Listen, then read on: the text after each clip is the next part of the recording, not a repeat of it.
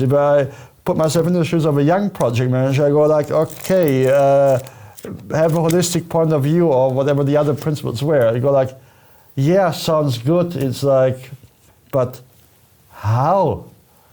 That is missing here, and that is as well how to train then and how to be even certified. I fully get that one, and then you get to this compendium work here, and that as well these additional websites with the bite-sized thing that really Standards Plus, yeah, because I think it's important to say that because I mean the processes were not removed and gone; they were moved to a different place, and for some people it got out of sight.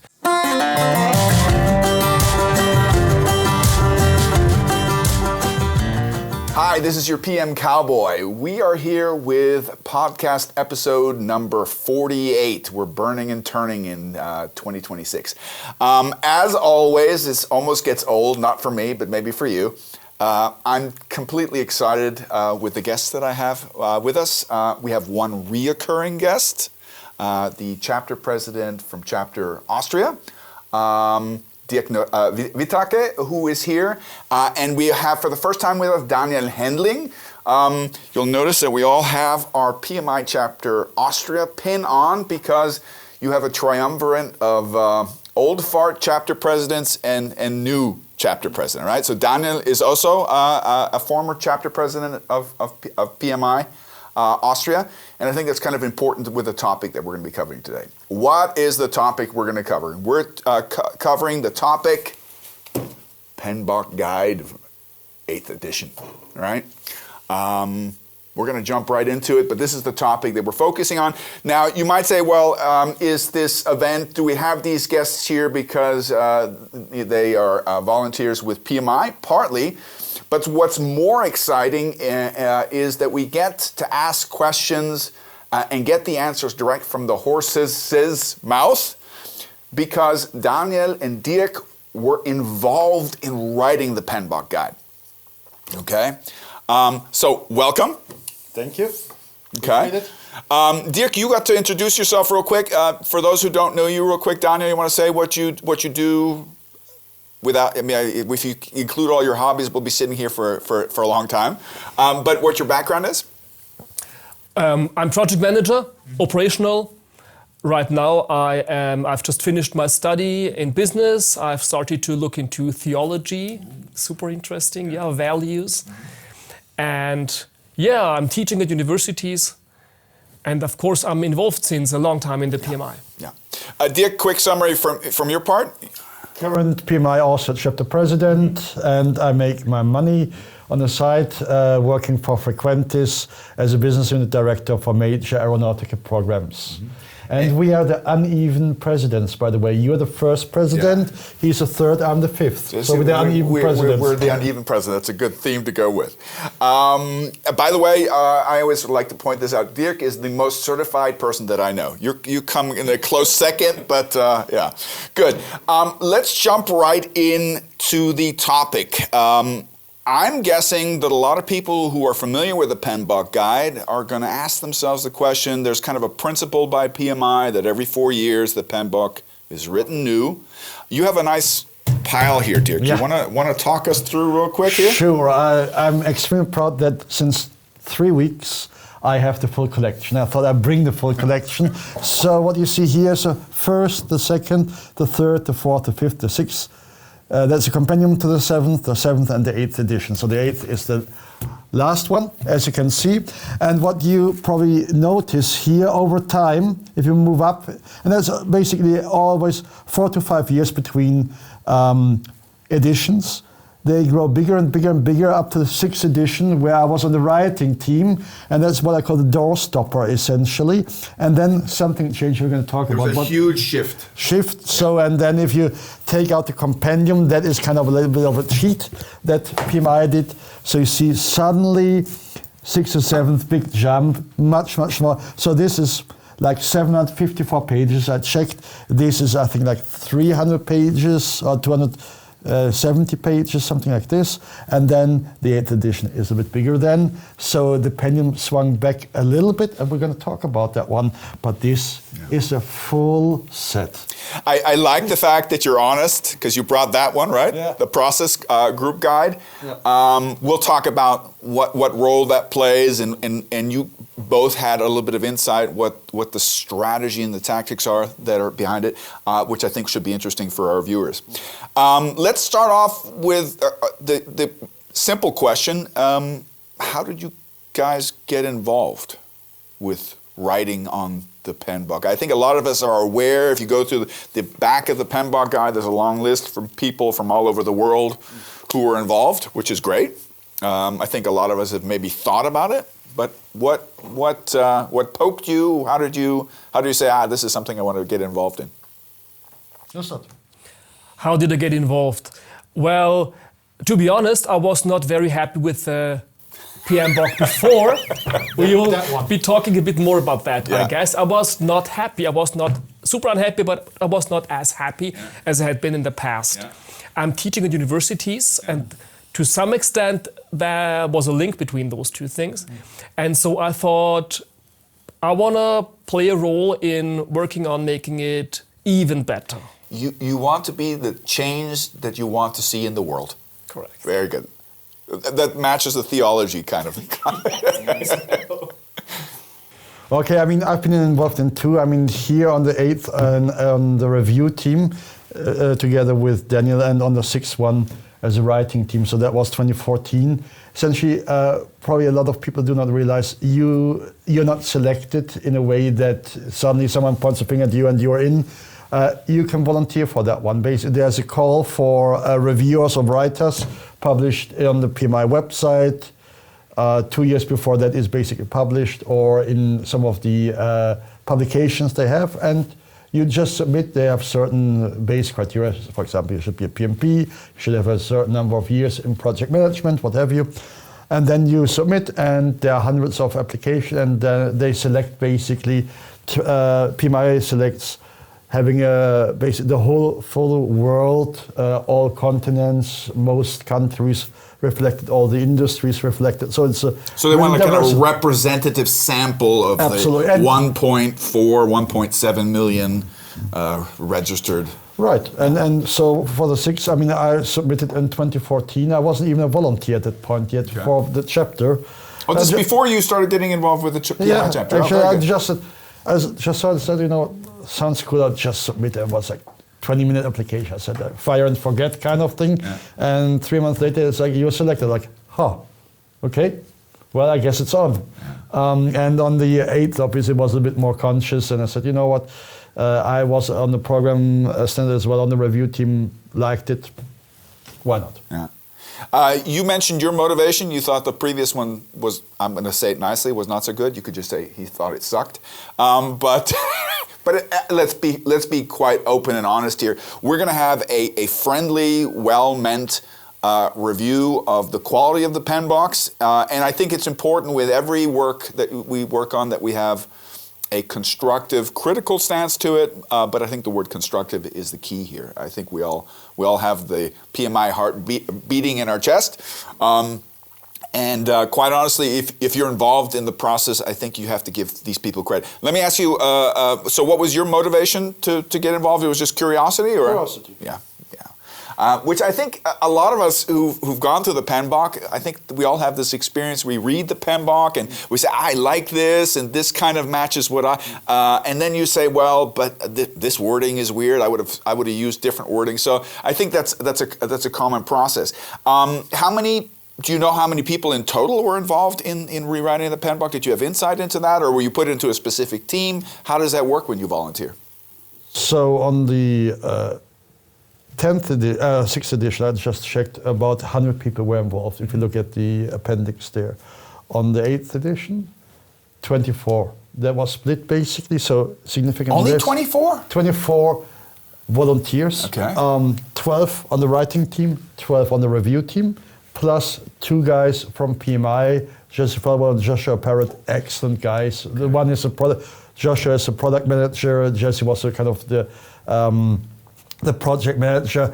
which were bridging basically between two teams because the teams had to be, due to the NC rules, absolutely separated. We didn't know who that was. We only met them at the publication. So, smaller team. Writing team or the review team? Review team, yeah. Okay. And maybe one thing to add here, of course, that's the core people involved in working on the topic. But at the end of the day, it's a huge crowdsourced activity, right? I mean, so because you send it out to I don't know how many thousands of people. There is a huge part where you receive feedback and where the feedback is fed into the final version.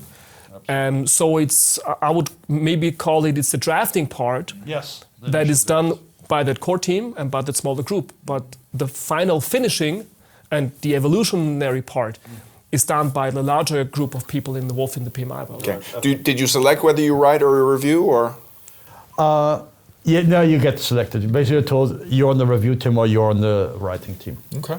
And you were review or writing? As well, on the 8th I was on the review, and the 6th I was on the writing team. I have to say this. We live in Austria, and one thing that I always say when people who don't know anything about Austria, I say, although we're a population of 8 million, I think we're globally overrepresented in pretty much everything. We're punching over our weight class. We're punching over our weight class, and to consider that two people involved also with the PMI chapter Austria were involved in the writing team is really makes me proud.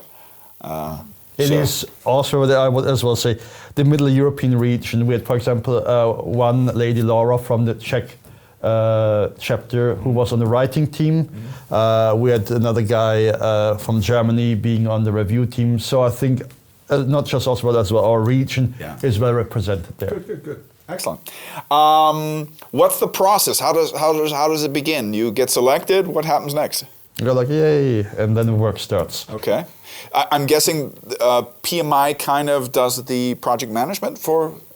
Yeah, so first of all, it's like a project in the sense there's a plan and it's shared with all the people. And it's a bit a circle where the editorial team starts with an initial draft. So they have an initial discussion mainly about the outline. Then they hand it over to the review team.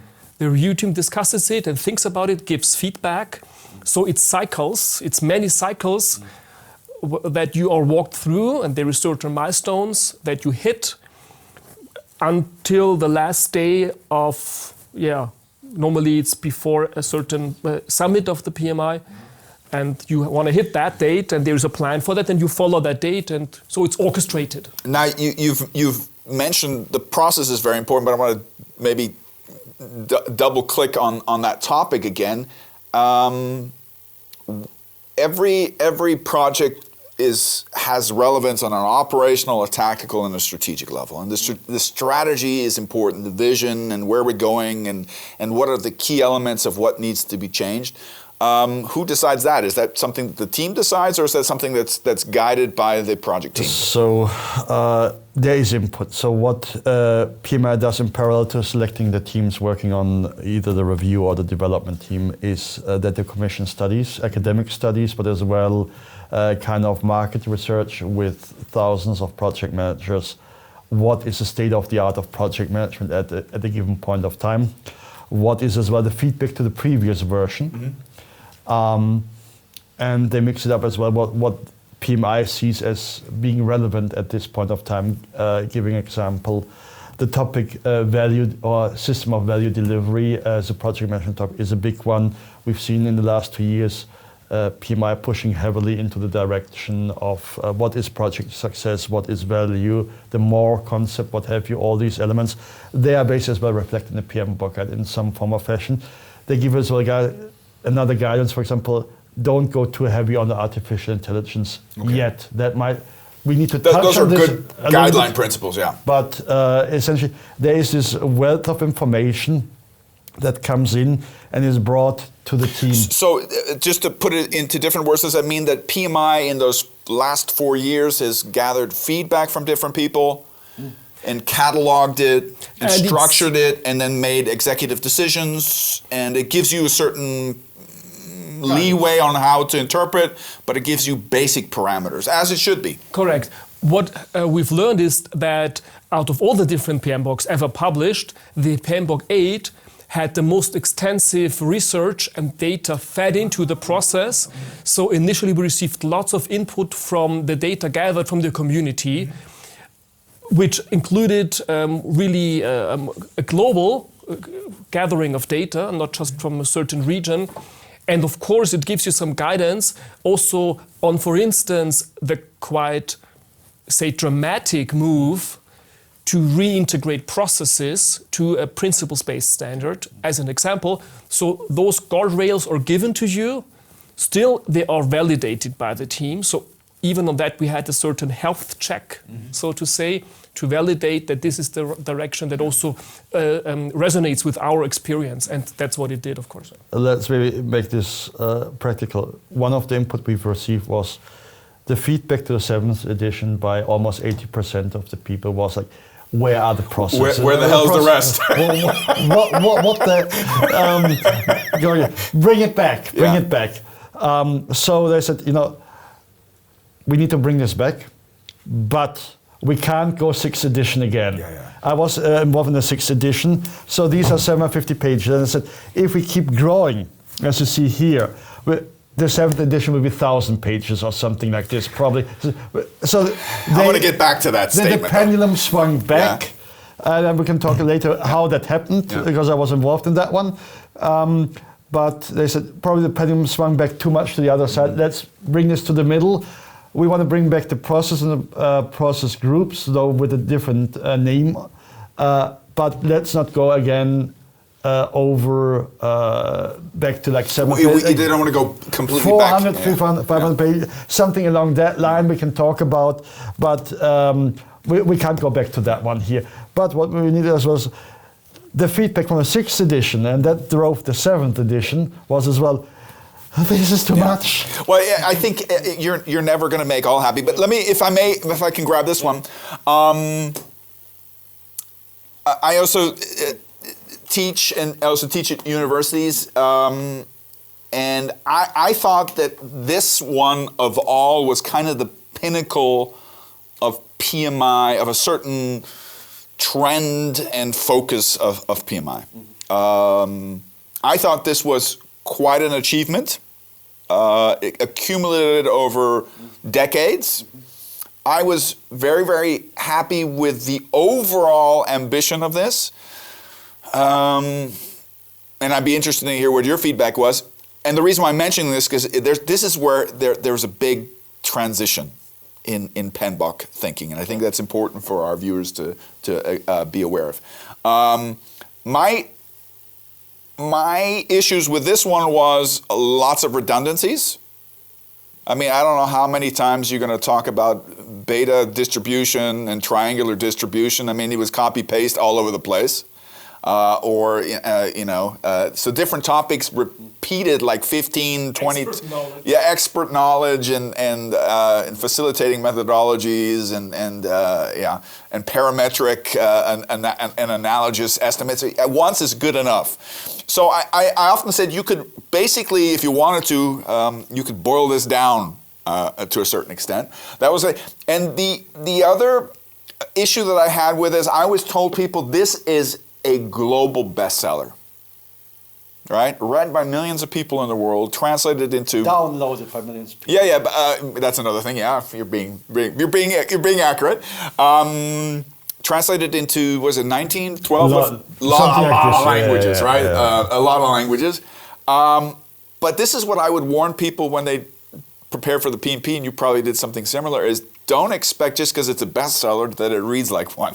Yeah.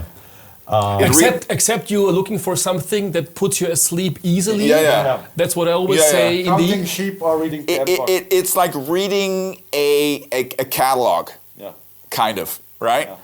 So that was my beef with this one. But I acknowledge the fact that this was accumulation of a lot, and we just kept on adding. We forgot this and we forgot this. And by the way, that's never going to stop. There's always something to add. So there was a big shift. You want to, from your perspective, say what that big transition was? Because it was a big transition from this one to the next one. I mean, essentially, let's see, the 7th edition, which we have here, and you can probably see that one, this is much, but they cheated a little bit, let's call it what it is. this is a compendium to that one. It's a process guide. So all the processes they took out here, essentially they moved to this one. And if you add these two, you're not that far away. Yeah, so that was a workaround. It still has the pages, it's just split up into two different books. Right. And you can pick what you want to read. Right. Or not want to read. So, but again, the idea, and I think the idea behind it was fine. Sixth edition, one of the things that was said over and over, this is the pinnacle as well of classic waterfall project management, processes to the extreme. Good point. And there were project managers that said, if I do all of this, only then my project will succeed. And then they go like, oh, it didn't. How come? Something is wrong here. That's not the point. So that was kind of the project management Bible. And I think as well PMI acknowledged, hey, we've taken it a little bit too far. Let's switch courses, go to principles. And that is removed the processes, and this is principle driven, which is a very different point of view. I think the principle was a bit brief here in the 6th edition. It started, and there was also acknowledgement we need to do something about Agile. Agile is mentioned here in the 6th edition, but not... Well, you had that additional Agile, very thin practice guide, which was a nice start. So they said, it was a quick solution, but it wasn't really profound. Right, and so they said, we can't put Scrum in here or something, but we need to take the principles, and we need to be much more principle-driven. That is the result, which is not bad. I want to be clear. Gets a lot of negative feedback. I think the principle part is good. That is my personal opinion that I'm expressing here, but in itself, it's not sufficient. I mean, it's fine for an experienced project or program manager to use this because you can put the principles in context. If I put myself in the shoes of a young project manager, I go like, okay, have a holistic point of view or whatever the other principles were. You go like, yeah, sounds good. It's like, but how? That is missing here, and that is as well hard to train then, and hard to be even certified. I fully get that one, and then you get to this compendium work here, and I had as well these additional websites with the bite-sized thing that really Standards Plus, because I think it's important to say that, because I mean the processes were not removed and gone; they were moved to a different place. And for some people, it got out of sight. For me, it never did, but for some it did, and especially for people who jump into the topic for the first time, it was a bit out of sight. And especially for those guys, I think it makes a lot of sense to reintegrate that. And of course, if it's in a single place, if it's a composition, it's understood to be integrated and not. Because you said before waterfall, I would not agree with you. I don't want to open the discussion between waterfall. You may, of course. Well, sure. I may. I mean, for me, it has always been all of that. Yeah. So to me, it's more a spectrum where you are. So say it's hybrid. It has ever been, and it never will stop being that. Yeah. Are you saying that hybrid has always existed? Yeah, and I mean, if you have common sense, yes. All projects have had agile or adaptive elements, and all agile projects also have predictive elements. This is, I think, for those of us who are really in the trenches of project management, we've always embraced agile thinking. We just were wondering why people treat it like it's a new religion. And one of my ideas about that is we all manage different projects, right? Some of us manage a project in maybe an industrial process-driven environment where you have some constraints. Maybe regulation, where you have very, very hard logic elements you must consider, for instance, or you are maybe in a software development environment where you adapt a lot, B, you can, and maybe there is also one person who manages the component, the software development from a supplier perspective, but for instance, I'm normally the project manager from a customer perspective. So for instance, the integration part, which has lots of dependencies, you cannot integrate the system in an adaptive sense, right? So you have those non-adaptive parts. So For me, it has always been all of that, but depending who you're speaking to, the person comes from this or that perspective and background and context, and based on that, he and she will need a certain book, if you say, a certain reference. We have certain flight levels, right? Is it more operational development management? Is it integrating competing elements of an overarching project? So it depends on the perspective, which is actually why I like the 8. I think it's the best so far because of that. It supports integrating both perspectives. I think reoccurring comments that we've heard, and we've been involved with all of these in some form or fashion. I still remember the first one, was classical feedback. It's not scaled. It's everything. Well, of course, if you're going to talk about a discipline, you want to get everything. And then you have to be able, but then the skill set is, well, how do I know that, how do I scale it down? Because if I do this on a small project and shoot myself, right? People tried. Yeah, people tried. And then the other thing was, that was originally attempted to cover with the special interest group, the SIGs, if you remember those, right? Was, but are we respecting the individual? I mean, not everything is an IT project. That's one of the things that gets them. By the way, all you IT project managers out there, you're not the only ones. You're not the first. You won't be the last. Okay? I love you. Beep beep. But ultimately, there's a lot of other disciplines that have been around in project management, and they have just as much justification to have presence in it. So, the how do you include the industry-specific things? And I think PMI has always had that challenge of trying to find that meta level, we would say in German, right? That meta level that creates enough rudimentary understanding of vocabulary, common language, common process, and what you mentioned, which I want to bring up again. The only thing that annoys me is that they keep changing the names. It used to be called foundational concepts. It's marketing, come on. No, one thing I want to make very clear here. We are not representing the opinion of PMI. Yeah, that's right. And I'm happy. I want to hear your opinion. But that is important to PMI as well. PMI does not comment on the PMBOK. It stands for itself. What we're doing here as well, we've been involved in creating these. But what we express here is our personal opinion on that one. And so I think that's only fair. And I think PMI of all organizations is that type of organization that tolerates that and wants that. I think that's part of the spirit. So I asked AI what was the big shift from the 6th to the 7th, and I thought the answer was very, very distinct, and it said no process groups, no knowledge area, no inputs, tools, techniques, the ITO principle, no process counts, which I thought was structural abandonment. This is the wording of AI. Whoa. Yeah. Full removal of process-centric framework used in the editions 1 through 6. And then it picks up principle-driven guidance, value orientation, and full approach neutrality, which is a euphemism for, hey, we endorse all methodologies. We're not specific. We don't tell you which way of working you use, right? I want to get your take on this. You mentioned that I think there's a kind of an evolution in learning the PMBOK guide, right? Or becoming a PMP. Yeah. A lot of people want to become a PMP, and they said, teach me the systematic approach. What's step number 1, step number... And that used to, by the way, those are the questions I hated the most on the PMP exam. Also, when I trained people to become PMP, were the process questions. Because I would read the question, I said, depending on the context, this could come first or that could come first. And who cares what comes first? It's the old question, what comes first, the chicken or the egg? I want an omelet. I don't care what comes first. Okay, I want to make sure that I have a nice omelet. So I think a lot of people use the systematic approach, but a hidden word I think that's still also going to grow and needs to evolve is the concept of system, or systemic, which is much broader than systematic. Systematic means kind of, analog, checklists, step 1, step 2.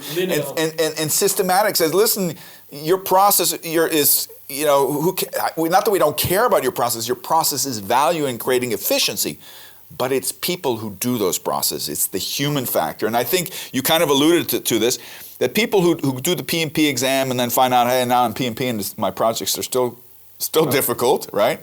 It's the human factor, and I think I think what the last two PMBOKs have done really dramatically, if that's one of the things I could highlight in a positive sense, is they said actually it's the principles that are the overriding thing. And I used to tell people when people studied for the PMP exam, I said, listen, you need to be familiar with the processes and you need to understand the vocabulary.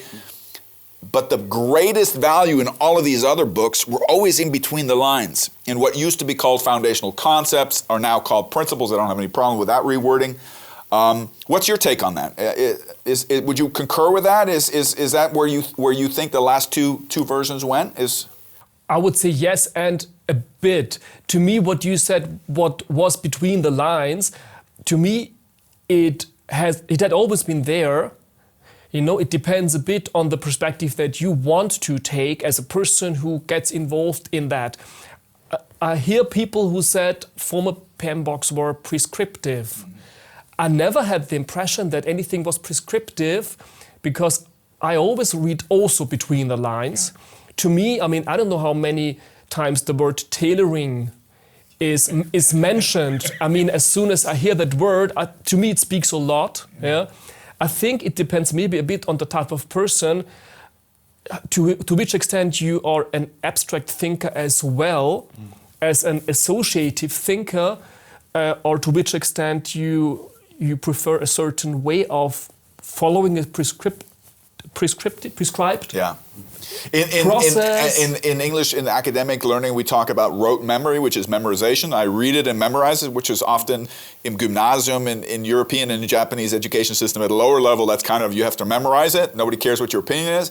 But the highest form of learning is actually cognitive, what you call associative, right? Is can we read this and does it resonate with you? And can I have a different opinion but still align myself? Can I still find myself in the overall structure, right? And I think that's also the expectation of a professional, even when you are new to the whole environment, that you have a brain, you have cognitive competency. You're not supposed to turn your brain off. Correct, yeah. So you don't do what's written there, you know. A link to my theology study, for instance, you can read the Bible and you can understand the Bible. Yeah, and those two things are, you know, yeah. Yeah, I mean, I'm fully with you, Daniel, on that one. But I think it takes a certain experience, sometimes a certain culture to read between the lines. And there are as well cultures, and I'm talking not just about geographic culture, but as well industry cultures or company cultures where reading between the lines is more used or less. And a lot of people have not read between the lines, and I think these books, the older versions, come as well a little bit out of the mindset iron triangle, a more mechanistic and more managerial approach to think, or administrative approach to think. The switch with the 7th, 8th edition is to move a little bit away from this administrative managerial approach to the leadership concept, expecting more. Yes, shameless drop of the concept that as well PMI is pushing, but which I'm extremely supportive of, that the expectation or that you just have to deliver the scope and on time, in budget, and then you're the great project manager. That life is not that simple anymore. And then so the principles come to the forefront, the system of value delivery. So I really support that one because that was quite often forgotten. And I still, when I teach project management, I still sometimes find this. Hey, I've delivered the iron triangle. What else do you want from me? And the answer is PMI's answer, but as well my answer is more. We want value at the end of the day. And yes, the concept of value was in the previous editions, but as you said, between the lines, and you have to look between the lines. And PMI, basically as well with the PMBOK, made this explicit. I think that is a good move. Yeah.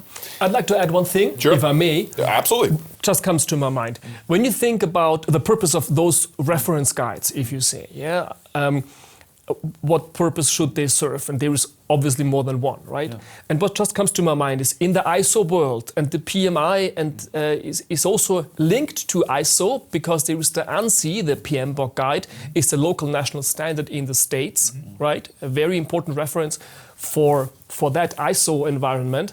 And in the ISO world, there is a specific idea about so-called reference standards and other stuff. And in the reference standard thinking, you need to be specific when you talk about reference.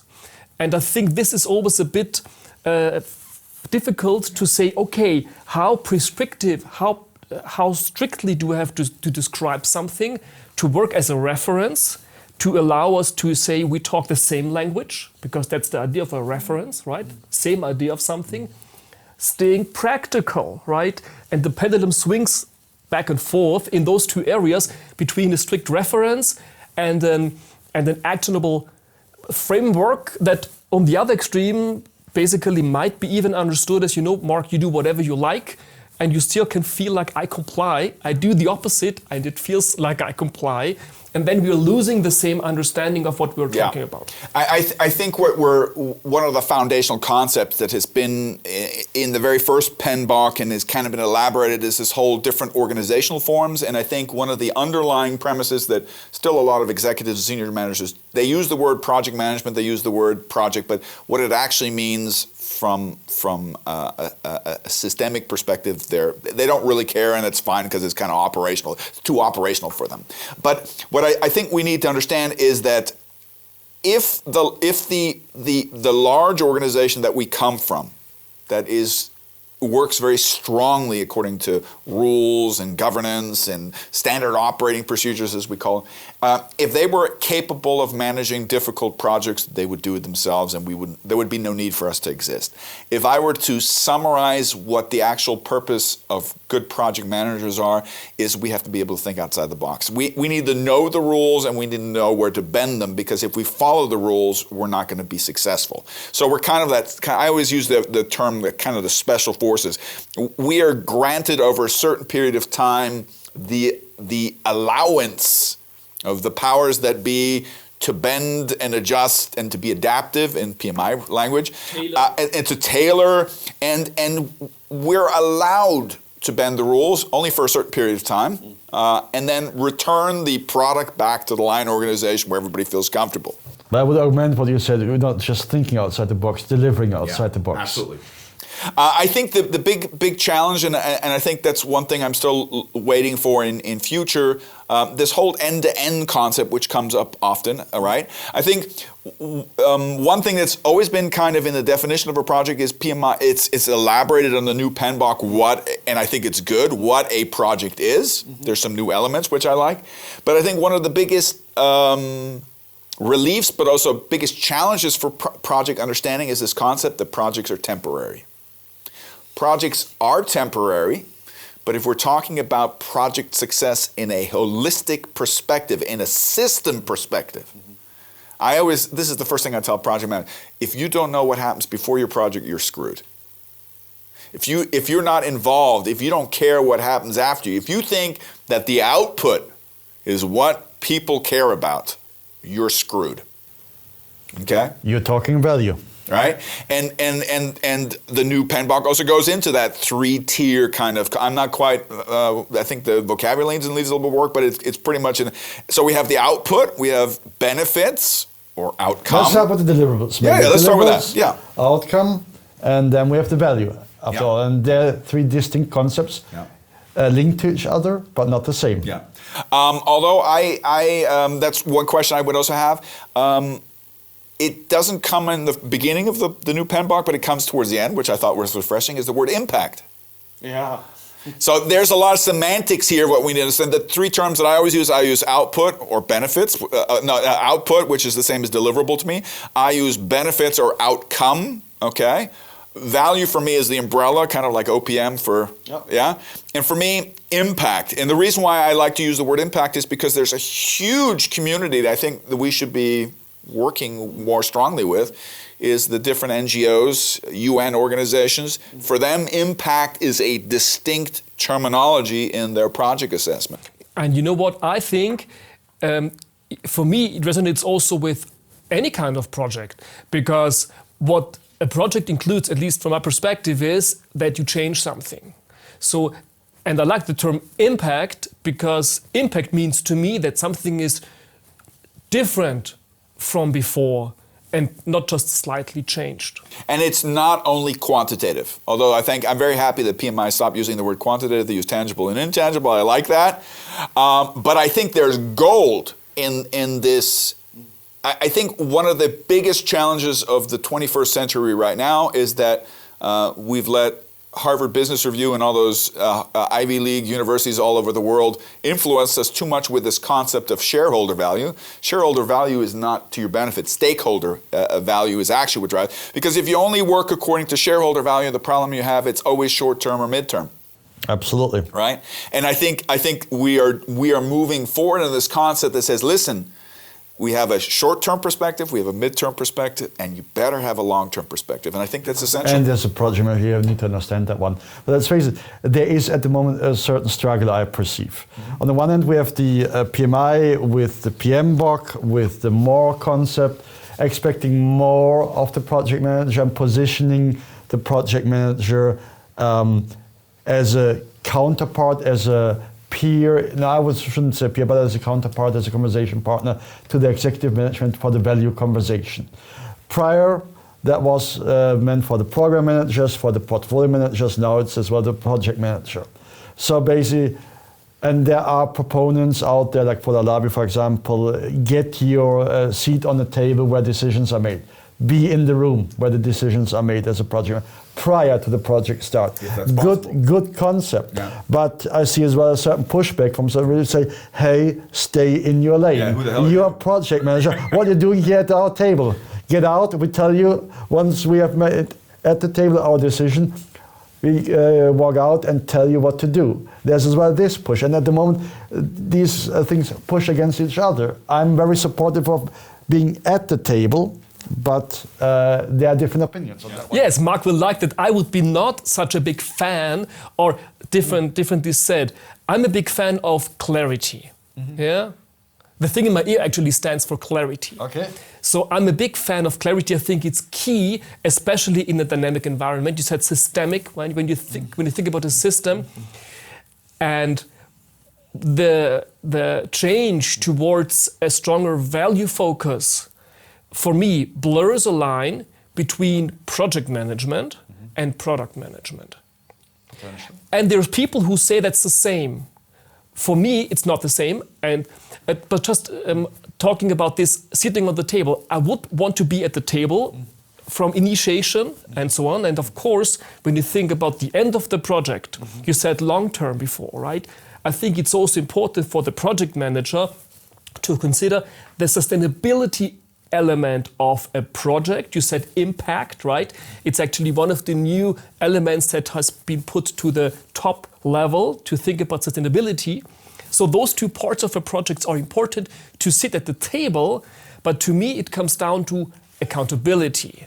And to be honest with you, I would not want to be accountable for the, say, business benefit, impact, value, because that's a good point. For me, that's another person. Yeah. I know some people may want to integrate both, but I, as a person, I would not want that. I see that as a team thing, and I prefer that the dual thing between me and whoever. Let me clarify. I think it's a very, very valid point, and I appreciate you bringing it up, and maybe I can clarify my stance. Before I was a project manager, I was a product manager. I learned marketing, but not in the sense of sales and marketing. I learned it from product management, okay? Product life cycles, strategy. Those are the things that I always thought were that I had passions to. The problem is, as a young manager, nobody's giving you the opportunity to define product strategy, right? You're allowed to do on the operational level, maybe a little bit on the tactical level. So project management was a huge opening to me. And I want to say this. I agree with you that project management and product management are not the same thing, but project management is part of the overall product life cycle. Agree. Now, when I say and when I coach project managers that they should be interested is and we're going to go back to what you call the iron triangle or the triple constraint, right? That's one of the oldest foundational concepts of project management. And let's be quite honest, we never have enough time or enough budget or enough resources to do everything that we want. So, in the sake of trade-offs, if you were only giving me the low-level understanding of what my options are, okay, and I don't know, as the Spice Girl said, the Spice Girl principle, what you want, what you really, really want, okay? And you know the answer from Freddie Mercury, I want it all. I want it all, which is a problem, right? Which is impossible, right? So if I don't know that, it makes it more difficult for me on a tactical level to adjust scope, so to use an Agile term, so I can give you minimum viable product or something close to it.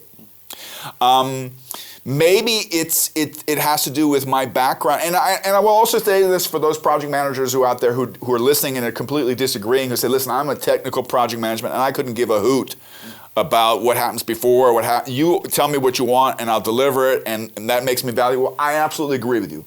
I have the utmost respect of technical project managers. I'm just not one.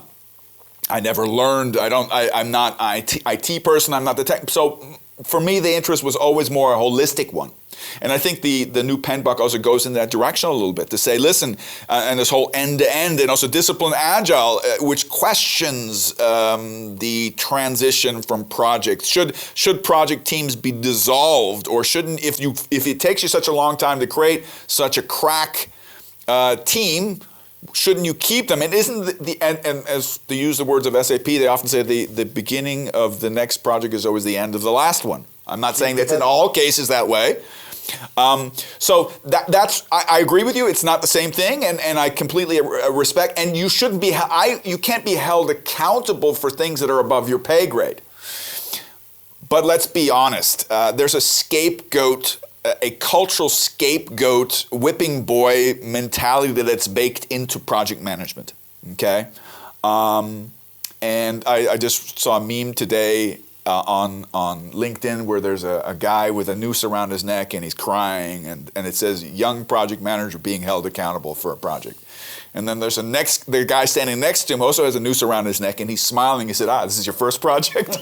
So I'm not saying in all projects is that way, and I think there's plenty of good examples of companies, you can name your company if you like, where that's different. But I think inherently there's a power shift. Let's be honest. Project managers giving an inordinate amount of power that is bestowed upon them for a short period of time that they normally wouldn't have. Mm-hmm. Yes, and to me, I don't want to say, because you said technical, I would not consider myself a technical project manager in the sense of limiting my focus area. Like I said, I want to be at the table, but I'm a big fan of clarity, and we just mentioned the topic of a possible blur between project and product management. Yeah?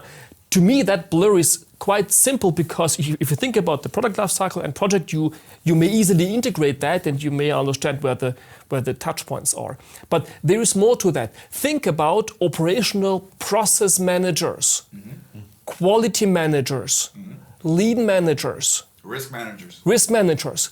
Think about, from an HR perspective, organizational culture development guys. Or think about IT development, IT operations, which is a permanent line organization. So when you think about the larger picture of existing, having a long history, existing functions in the organization, and the more you say, I feel accountable or semi-accountable for other stuff, and then you forget about existing DevOps in IT. You forget about all those other functions. You're getting into a minefield, yes.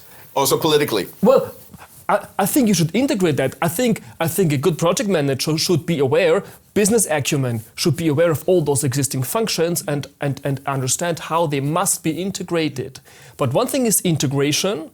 One thing is making sure that it's all part of that big piece. But I want to be careful, because people may expect something from you in addition to the line field. But when you start to, for instance, interfere, with quality guys, process guys, lean guys, DevOps development managers in operations, IT, or the HR org developers, you may create an impression to, for instance, the project sponsor or some senior executives that this is what you're doing. And then it can become really difficult because they might expect you to be knowledgeable in all those fields and truly accountable in a permanent sense. And the question is, are you and should you? And so integration only goes so far. I agree with you. You wanted to add something? Well, you used the metaphor of the minefield. For younger project managers, it's okay to stay outside the minefield, but I think the expectation towards a more senior project manager is to chart the way through the minefield. So to go take the team through the minefield without them exploring left and right. Yeah. So I think that's what, yes, and we have to separate here a little bit from the junior to mid-level managers. Yes, you probably don't want to get into, be very careful with the minefield thing and with all these things you mentioned. But I think the more senior you get, the expectation is you go into the minefield because at the end of the day, that is your job because no one else dares go in there. And you have to have the knowledge and the experience to maneuver through the organizational minefield. And one thing I want to as well point out here, and that is a little bit of a philosophical question. I think if you look, for example, at Antonio Nito and the project-driven organization, the amount of roles and work in operations is getting less and less, and the amount of work in percentage of the overall organization and project increases. So the importance increases. So all the roles, and now we're almost like 1.5 hours in our podcast and we haven't used the word. And I'm going to get now really close to a lot of the roles that you've just mentioned will be heavily impacted by AI. And I think and that is and that means the core teams will be the project teams. And you talked about the borrowed authority to go around processes to exert power.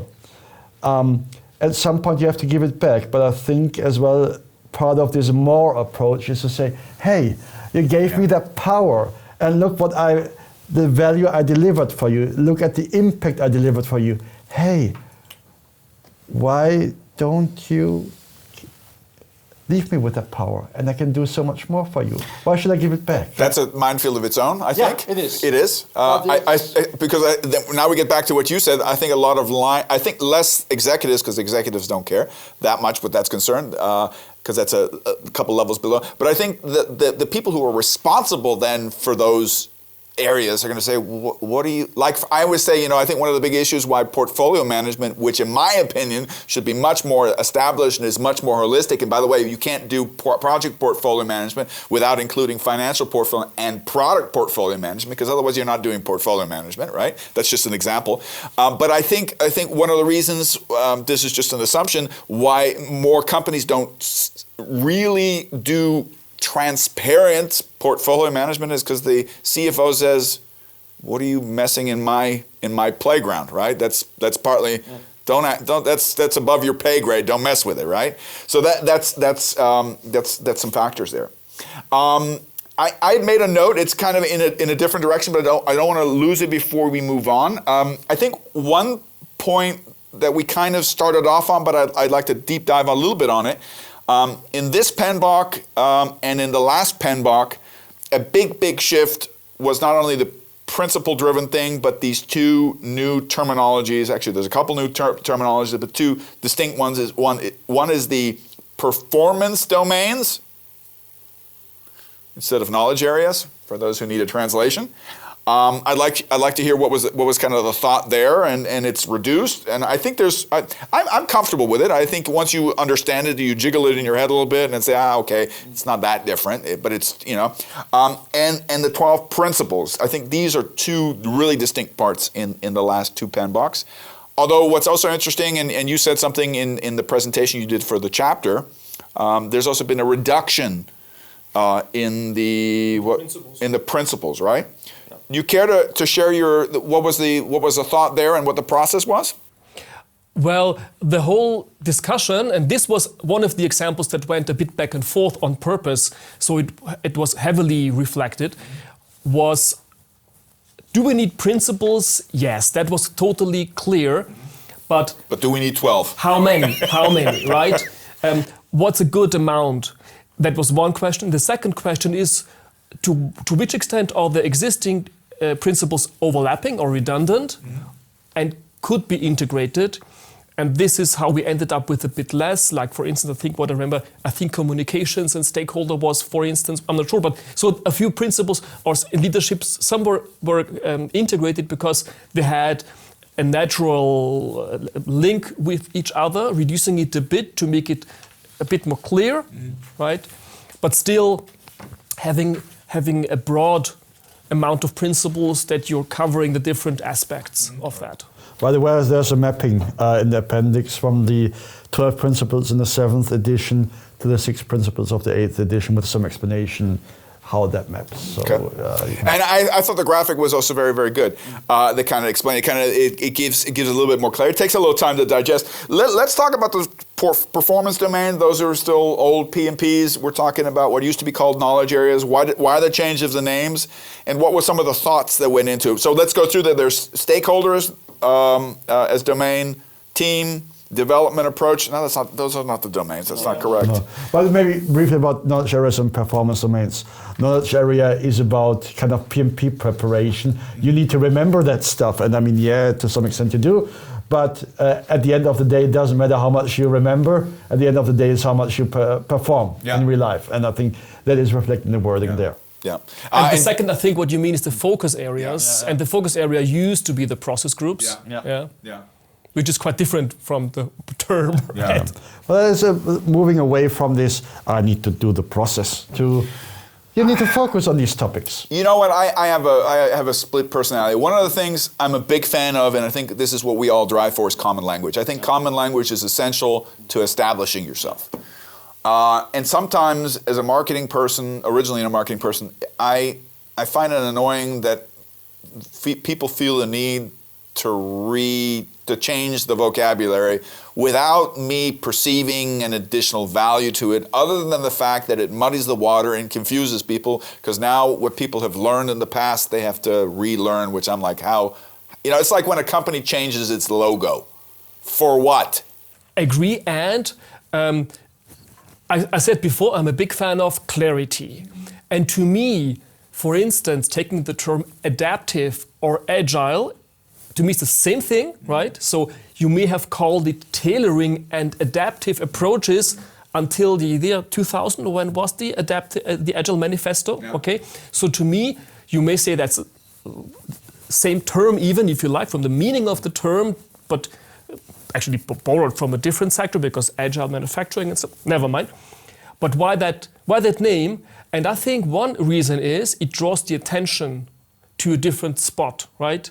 So it makes you more independent of the original thought that we didn't originally create. Correct. So it shows an evolution, and it gives a new attention on something, because you might have said, yes, adaptive has always been important, tailoring, yes, we've always done that. But if you want to say, hey guys, listen to me for a second, there's something important I have to say right now, and I want you to have all the lights on me and get your ears, then sometimes I think it makes sense to change a term or to use a new term. And I think with the focus areas, that might have been one idea behind, to changing the term in the sense of further shaping the perception of the meaning of the processes. Because process groups, to some people, might have sounded like, okay, again, it's prescriptive, and again, it's sequential and it's linear. It has never been, but the term focus area might make it a bit easier, and changing the term what you might have noticed, one difference what you see from the process groups, the focus areas, is in the process group, in the graphics, you see these lines from leading from one output to the next input, what have you. This has been consciously removed. So that is you need to follow the process, and only if you follow the process, you get to that point in the maze here that is being removed. Consider that you focus on different things, and in some projects you focus more on that piece, and on the other project you focus more on this piece. Yeah. Some stuff more informal, some stuff more formally done. Absolutely, but I want to as well think PMI deserves credit in a way that it has changed some nomenclature, absolutely, but others have been consistent for a very long time. Giving the example of the project. What is a project that was stable for 24 years? But PMI said, you know what? After 24 years, maybe we should take another look at that. Yeah. Project success is another one. Yeah. I will say this is I'm talking against what I said before, and so I know what irritates us, but I will also say this, and this is, I think, anytime you catch yourself saying today's music sucks, or today's youth sucks, or the new generation sucks, anytime you say anything that is not of your time sucks, you're showing that you're getting old. And I think this is something that we all need to understand. We love our discipline of project program and portfolio management and PMOs and all that kind of stuff, and it should be around for a long time. So the only way for it to stay around and to be sustainable is if it's allowed to evolve. Even if you and I and you know the history of rolling waves, spiral models, and plan, do, check, act, it's all the same to us, right? I think it is important also for the cognitive understanding and, more importantly, the emotional embracing of the basic principles here. You need to allow the new generations to fiddle with the words. Just like, our kids use terms like, what the hell are you saying? The slang. Language is something that evolves, and it reflects new generations, and I think from that perspective, it's okay. I want to get a little bit into those who say, okay, what's relevant for certification here? Before we get into that, can we kind of maybe just, because the PMBOK is actually split into two segments, right? Correct. What are the two segments? The first one is the standard. That is the ANSI standard. This, I think, like 75 pages. Yeah. This is the American, US ANSI standard for project management, and only that part. If you're not American, can you ignore it? You can try it at your own peril, I guess. So yes, it's an ANSI, and it has to be written in a certain way to be an ANSI standard, but it's relevant. Thank you. And I said this as a European American. That is essentially the core of the whole thing. And then there's a second part, this one the right here. guide to the project management book of knowledge. It says, I want to stress it, the guide to the project management body of knowledge, not the body of knowledge itself. That's a principle that's been established from the very, very beginning. The PMBOK is the overall, how do you say that in English? The overall, what's out there in the mental sphere, right? And it's not all written down, or maybe it's written down in multiple volumes. The PMBOK guide is a summary, overview. Yeah. Whatever you want. And then that is then another, I think, 150 pages, give or take, something like this. And so this is the layer, if you look at it like an onion. Yeah. Basically, the standard is the core of the onion, the inner part, and then the guide is basically the layer around that one, and then there are further layers with additional practice guides, for example, and what have you. Yeah. What I like is this right here. This is the famous page from most of the PMBOKs, right? I like the fact that it's revised. I like the fact that it's leaner. The performance domains. This is one that jumped in my face, which I thought was funny because when I was reviewing what changed from PMBOK to PEC, one thing that it was always eternally growing, and it's a word that is magical. And I don't think most people cognitively really understand the weight of what it means, is the word integration. How important it is. My analogy that I use is, I always say that project managers are like Chinese plate jugglers. You know those plates that are on sticks and you have to like spin in, and then one starts wobbling and you go back, and it's kind of you like managing all different stakeholders and processes. I think that's kind of what the orchestra, a dirigent, a conductor would be a good example of integration. What happened to my shock, and I heard it when you presented the difference, is the word's gone. It's called governance. Why? Why that? I may say my thoughts about it. So first of all, the topic of integration is a very abstract concept as a term. Yeah, I think it didn't sink in with most people. Possibly to native English-speaking people, but for instance, you are, but we are not, for instance. So it might be even more difficult to understand the meaning of integration as such, independent from the use here in the PMBOK.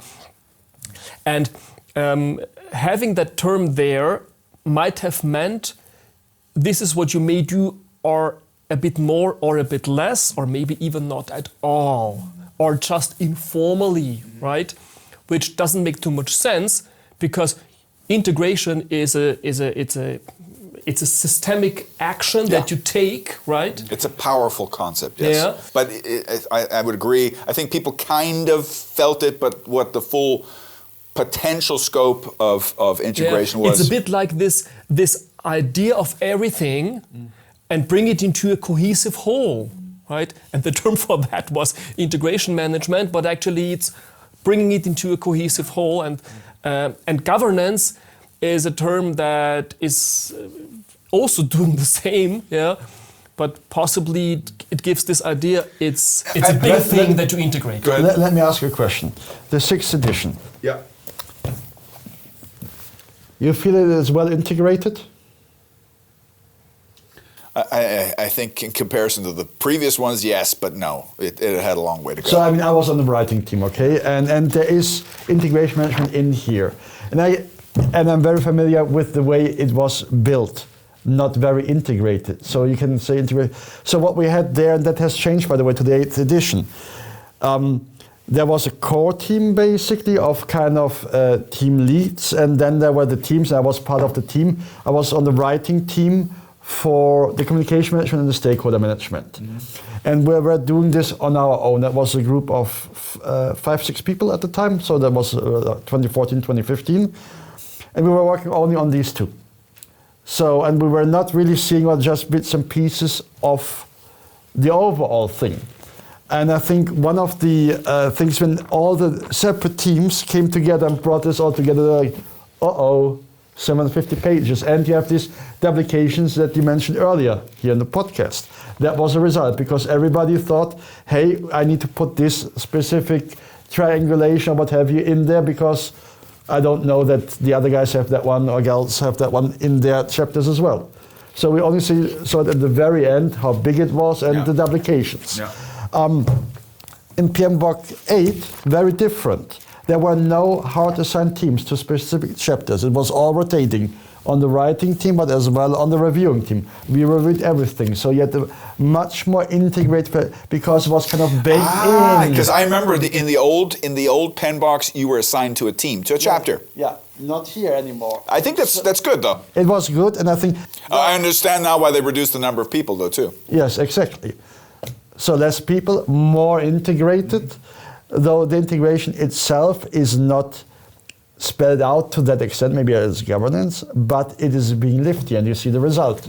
Much more slimmer, more efficient, I think, PMBOK. I'm not quite happy with, I appreciate the word governance because what the word governance for me means is sanctioned power. It means that somebody at the top finally took their executive accountability and said, "Okay." That's what sticks and carrots. Yeah. So I like that, but for me it lacks a little bit of the broader philosophy. But that's just a comment. What I do like is the fact that they've reduced the word. They've taken the word cost out because that was just one-sided. You could put value there, put finance. I think finance is not as good as value, but I think it's a good because financial management is much more than just cost. So I kind of like that. So those are two factors in here. The front was very easy reading.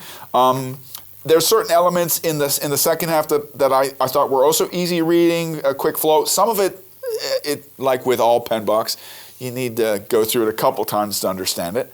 But for those of people who are now interested in the PMP, thank you. You're grabbing in the right direction. That is still relevant, right?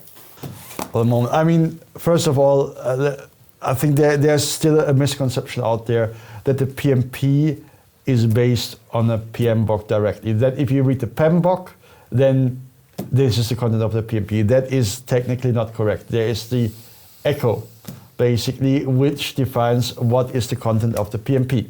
Though the echo depends heavily on the PMBOK. Let's be Although fair. when we were going to the bigger ones, you could, if you couldn't read this, you could read Rita. Yeah. And then you had it. Yeah. Let's be honest. Yeah. Okay. The Green Book, absolutely. We all know that. And I will say this, and if you remember in the original smaller pen box, they alluded to 12 other books that you could buy. I have them on my bookshelf. I didn't say I read them all. That is 1996, the first one. Yeah. And I understand. But let's ask a concrete question. If I want, going forward, to prepare for the PMP, what books do I need to read? Do I need to still read that? Is that so relevant? Because that's changed a little bit now from the format. Well, yeah. So there are inconsistency. Technically, it is still on, though you will see inconsistency due to the fact that this is not several years old. Is that going to be rewritten anytime soon? Not that I'm aware of. Not saying no. Is it going to fall by the wayside or what? Probably, but again, we're not privy to all the plans. But the Agile small book is. It's nice for history. We have it on our shelf, but okay. So the ways of working shows you, that is still relevant, but that is a bit geared differently. So what will happen is in June, the older version of the PMP certification exam will phase out, the one based on the ECHO standard that is based on the PMBOK 7, and then PMBOK 8 will kick in as one of the basic documents, but not the only one. I want to be clear on that one, let's be clear. But if you have started to learn prior to the PMBOK 8, essentially with PMBOK 7 base and the surrounding material, then you have time until June to wrap it up. And then you would have to go to the PMBOK 8. Let's go through some rumors that I've heard. I heard that the number of questions is going back up. I think a little bit. Yeah. I think it's full time, and I think it's going back to the original number of 200 or whatever it was. 210, I think. I would have to look it up, but something like this. I also heard, I think this is always happens with new pen box, is that the first couple exams are tough. Because it's just new wording, new concept, new thing. Till those of us who prepare people for PMP know what the heck, how to adjust. Well, but there is one thing to that, at least that was in the past the case, I assume it's still the case, that there is new questions fed into the set of questions that are not becoming part of your score. So that means, because doing that, you learn about the behavior, how but that's been, I think, for the last 3 exams, that had like 15 or 20 questions that were test questions. Yeah. Which is not visible to you as being the one tested, but they obviously use to check out new exam questions if they perform from their point of view or not. Do you know of any changes for the ATP? Is it still called ATP? Yeah. Are there changes there that you know of? Not that I'm aware of. Okay. Nothing that's been communicated. Obviously, the switch from ECHO PMBOK 7th base to 8th base and the supporting material, but... Have you heard any feedback from any of the ATPs? Informal feedback, I heard that they are happier to the 7th edition, because there was a lot of noise in the system, let me phrase it that way, of people not being happy with the 7th edition. So I think the 8th edition is a huge improvement. There are still folks out there, and you see them as well sometimes posting on LinkedIn, that go like, bring back the 6th edition, and but I would say that this is a minority opinion probably, and I think if you look at this as a continuum, a spectrum, basically here was the 6th edition as being a very process driven, and huge piece on the other end was the 7th edition principle based. I think we're now, the pendulum has swung a little bit into the equilibrium in the middle, I would. Well, we discussed this before the podcast. There's a very well-known PMP trainer who on LinkedIn recently, he didn't exactly say what it was, but I know that he's preparing the new material and he's going through this like we all do at some point. You have to kind of digest it yourself, which I think is, by the way, I think every PMP should be part of their responsibility. Thank heaven we don't have to get recertified. That would be a pain in the butt, but we should at least sit down and know what's changed. Yeah. He kind of ominously said that he's unhappy and he doesn't but it was all but that's normal. It was all teaser, no content in the post, so there's not much we can comment on yet, because just saying, hey, I'm not happy with that one because come back next week. Clickbait, I think it's called. Another rumor that I picked up somewhere in PMI texts, I think it was, and I had asked you this during the chapter event that you did, there's a rumor of a higher certification that might come out. Oh yes, indeed. My understanding, I don't know the details yet. We heard that it's in pilot phase with certain companies at the moment. Essentially, this will be an advanced certification that sits above, so to say, in terms of seniority, above the PMP. So the obvious question is, how does it relate to the PgMP and the PfMP, which are currently being the more senior certifications? The exact how they position that one is not clear yet, has not been communicated. We expect something probably to come out during the second quarter. Might be as well the third quarter, we'll see. But one of the things is, as you probably know, the number of PgMPs and PfMPs around the world, I think, are in the somewhere between 1,000, 2,000, something along that line, maybe 2,500 nowadays. But over a lot of years, the growth has been relatively small, but has really picked up over the last years. And the way this is being currently done is not fully scalable.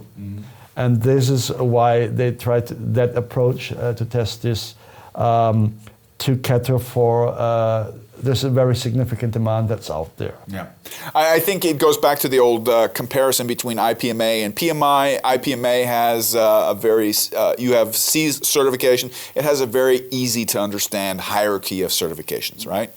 We at PMI have something similar but not the same, right? By us, it's the CAPM, then it's the PMP. For us, the PMP was kind of the gold standard, the lump standard from project managers or senior project management. For us, if you ask a PMP where he sees himself in the IPMA world, we would say from C to B, right? IPMA says, no, you guys are Cs, right? Whatever. There's more of us than him. But I agree with you. I think that the PgMP and the PfMP, there's still a barrier there, and that was originally supposed to be the B or the A level, and I don't think so. That's interesting. Good. Since you guys were involved in the writing and now it's done, and I'm sure you're happy it's over. Are there? And I think this is an experience that anybody that writes or works on anything has. Are there things in this PMBOK that you already are making note of that you would change for the next one? Or are you saying is, no, I need to let it settle. I'm happy that it's here, let it sit for a while. That is my take. I mean, we had 12,000 people in the draft comment phase. That was, I think, February last year, something like this, if I remember correctly, February 25. 12,000 comments that went into that one. So beyond the core team where we are part of, a ton of people have given input, feedback to that one. And I want to be very clear on one thing. All 12,000 comments have been reviewed, classified, worked on. Not all have made it into the final product, I want to be clear. Well, but every comment was appreciated and being treated appropriately. And so for me it was like, actually in preparation for the sessions we had and now here, I've read it again. So, but I'm cool for the moment, but probably in a year or so I get ideas. I would of course have something. Yeah. Well, and I'm really let's say a strong opinion here. I've written a master thesis last year, and it was about the project management leadership topic. And in that master thesis, during writing it and understanding what model I may want to create, I created models one model describes a way of leading, but I learned that the person who does that, the project manager, he or she needs to be of a certain type and quality of a person. So say competencies and skills. And this is something there is, and I was actually part of the writing team of the development framework of competencies. And what I would be happy to see more integrated is to have a bit more, and there is still some pages you may want to add, right? So it's not super thick yet, but I would be happy to see if something was added in the sense of what type of person. So leadership. Leadership. A little bit away from the hard process perspective and more to the, and that could be anything from problem solving to decision making. Anything, and I think elements of change management, stuff like that. Correct, and I think for me there is two things. One thing is things that I looked into that in my master's thesis, and I think it's sometimes mixed. One thing is competencies, skills that you can develop by training, by learning, by being taught, where you evolve throughout your life. But then you have attitude elements, characteristics that rarely change, and in the time frame of a single project that don't change.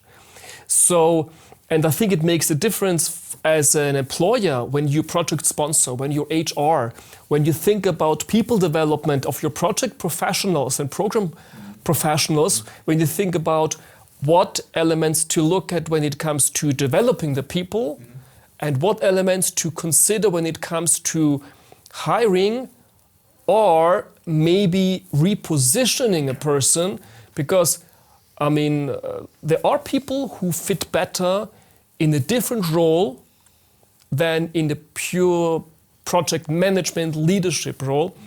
And I think seeing such a mix of attitude elements and skills that apply to... I would agree with you. I think the PMBOK has always made a valiant attempt of covering the different management aspects, and there's a multitude of them, and I think there's still a lot of them that are still open, whether it be lean, whether it be what is often referred to as project business management, which means the difference between internal and external projects.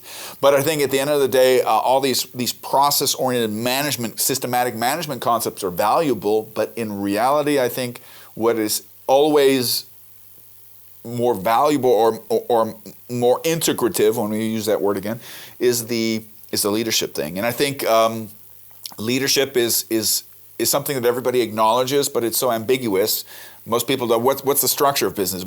How do I develop leadership? And leadership can compensate for a lot of lack of capabilities in specific management disciplines, but not the other way around. And Mark, I think one thing is here that leadership development is normally a topic of HR, and HR, the people I know, most of them understand the line business of the and the culture of the organization, and they don't look too often into those small pieces that are projects and programs. And I think also because the quality of leadership needs to be a little bit different. I think, for example, one of my favorite books is called Extreme Ownership, written by 2 Navy SEALs. That goes into this. Okay, in a line organization, there's more governance, there's more standard. The political field is more regimented, and you play the long game. But in projects, it's all exacerbated. It's much more extreme and requires a much more fluid and adaptive understanding of leadership. And I think that would be an exciting future thing to take a look at. Let me ask another question, which is a hot topic always, also that ties into certification, because ultimately the PMBOK is the trough at which we feed to prepare for it. We have then it comes to the question, and this kind of goes beyond the PMBOK, what is the actual purpose of the PMP? Does it have primarily a validation mission, or should we open up the gates again to the concept that actually the PMP process should also be an educational process? What's your take on that? You want to start? To me, it's both.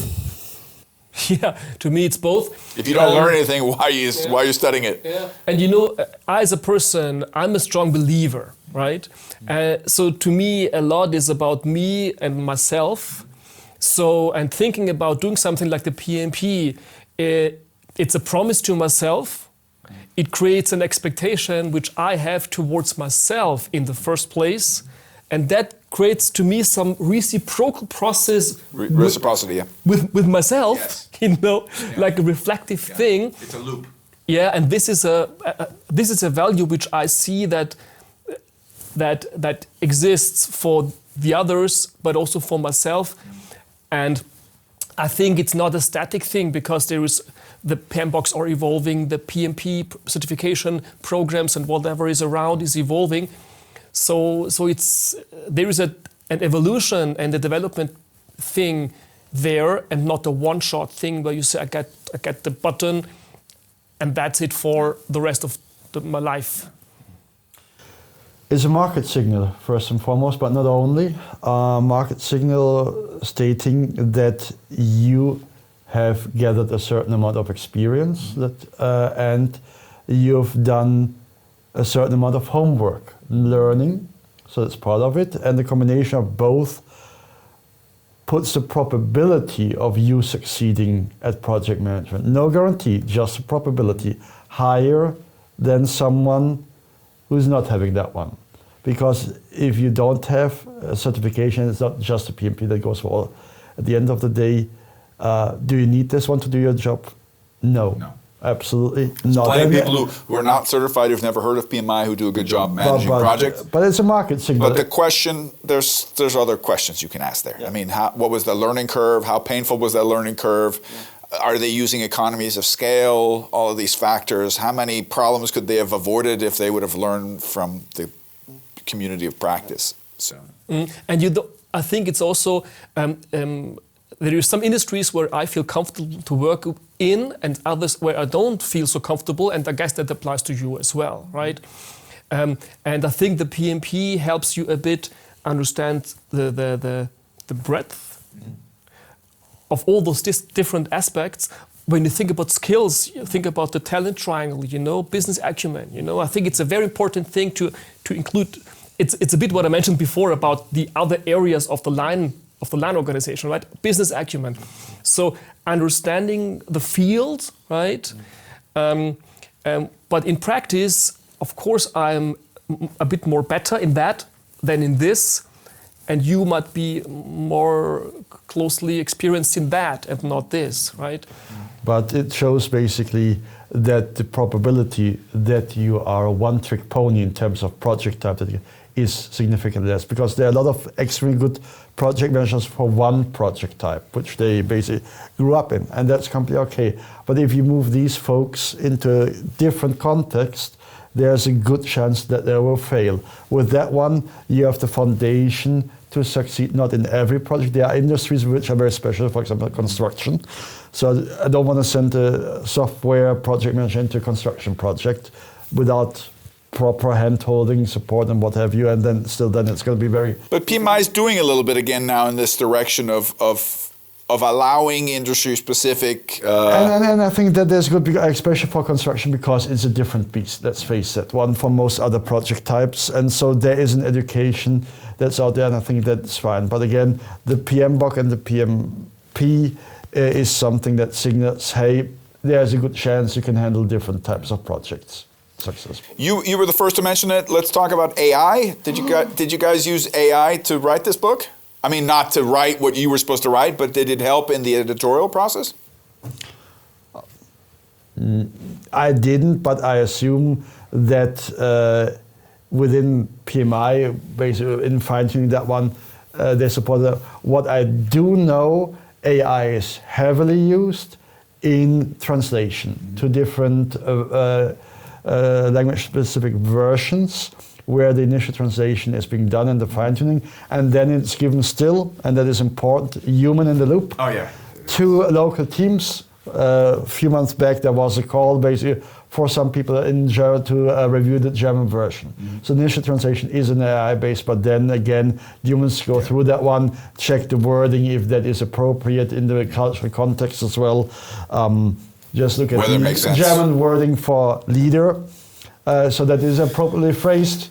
We know all these things, but no, there are different words in different cultures. Obviously, where you don't want to have basic AI go wild without human supervision, and so I do appreciate that PMI is using modern technology because they're pushing heavily on the AI button. They use it themselves internally, which I think is good. That they walk the talk, but still. They are responsible in terms of always having the cross-check with the human in the loop. And if I may say this, I think one refreshing new thing that I find that PMI is doing is that it is paying paying respect to subdisciplines of project management, whether it be PMO, AI,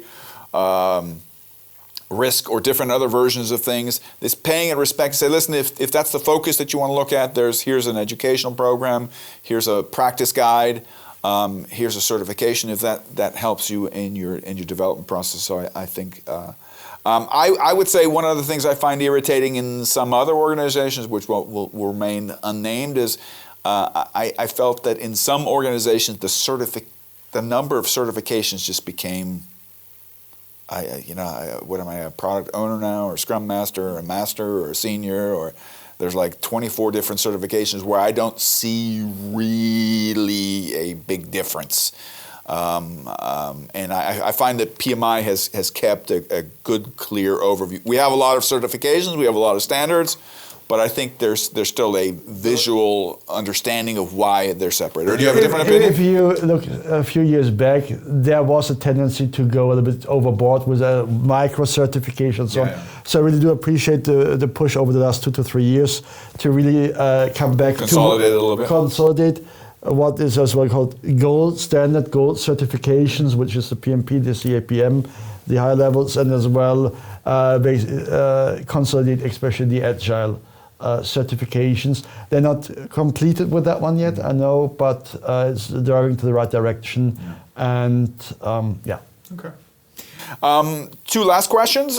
What impact does this have on the PgMP and the PfMP? Do you know anything about when those standards are going to be written? I think the PgMP, as I was the program management standard, I was involved on the review team as well. That was, I think, 3 years ago, give or take. So I think that is up for renewal probably in 2 to 3 years again. PfMP, similar. I think it was 1 year earlier. So if you, as the viewers here, want to get involved in being on the writing team or the review team, for these standards, which is as well not as widely published as the PMBOK, but still absolutely influential, I think probably you should check the PMI website and the publications within the next 1-2 years. I would expect, I have no insights about the exact dates, but I would expect that at some point a call for volunteers will come up. I think there was also somebody from the PMI chapter also sent it out recently. I think there was also a call for volunteers for the new business analysis. Yeah. Yeah, which is, I think... Yeah, so they basically have a rotating set. As you see, all 4 to 5 years roughly, a new PMBOK comes out, and it's the same with the other standards. So, and they obviously try not to do this one that all the books come out in 1 year, but they kind of try to stagger this a little bit so that every year something comes out. Yeah. So smart marketing. I've gone through all of my questions, and I want to thank you for your honest and direct answers. Do you have any questions you feel I forgot? Or any comments you want to add? I would like to add one thing, because before you asked Dirk about if AI, or to which extent AI was used, I, for instance, in my reflection process, I used LLM in that case. I used different LLMs. I tried out later on with a few, and to me that helped in my reflection process of, for instance, checking if my perspective is the only one. Likely not. So, for instance, getting more perspective, and by that getting more clarity on my own thoughts. That's what I did, and that's what I think everyone should be doing to take that co-pilot that exists and help you reflect on whatever you're doing. Like, for instance, when you're writing or reviewing a thing like the PMBOK. I would agree. I don't. I mean, there's this whole hype going on with AI right now. It's going to replace this. I don't see it happening because there's human factor still relevant, and the software is not going to actually do anything. It might generate some text, but that doesn't do anything. I think where AI is going to become stronger and stronger, and it'd be interesting to hear your opinion on this as well. And there's a whole course from PMI on that as well. Is there's a lot of nifty tools out there that can make our very tedious, sometimes tedious administrative process of project management a little easier or a lot easier when you use certain AI elements, right? Well, briefly on AI, I'm a little bit more bullish on that one in the sense that I think if you compare where we were like 1.5 years ago, where we're now, and where we're going, I think it will change quite dramatically, especially when we talk about then not anymore text, but embodied AI, but that is a different field, not going into the details. I think we will see massive changes, but what I want to maybe add as a comment, besides all the content we've talked about, this is a book written by humans, fellow project managers like the two of us, and people from around the world. And we had guys like one program manager from Ecuador, another one from India, from Australia. Great folks. And we met them for the first time at the PMI Global Summit. And you know, if you work with a team for 2 years in a lot of telephone video conferences at different times of the day, and you meet them for the first time in 2 years, and you're the first ones to hold this in your hands, this is a very special feeling. Yeah. And this is really one of the pinnacles of the career in project management, I think personally. So if you want to experience that one, I mean, it's work you need to put in there and time you put in there, but worth it. And as you know, we had now two guys, the two of us, on the 8th edition. So my question to you is, all your project managers out there in Austria, who will be in the team for the 9th edition? We have to keep on it. We have to keep our place on the team. And I also say this, I mean, everybody's justified in their opinions of whether they like it or don't like it, or what they don't like or what they do like, but ultimately skin in the game is a key factor. If you want to contribute, then put your actions where your mouth is. If you don't like what's in there, show us. Yeah. Do it better. 9th edition, here we go. Very, very good. Listen, thank you so much for your time. It's been a lot of fun for me. I hope I haven't exhausted you too much. For you viewers out there, grab the 8th edition, take a look at it. Write us, let us know what you think. Your feedback is always welcome. Remember, constructive criticism is the key. Okay? Thanks a lot for viewing. Thanks.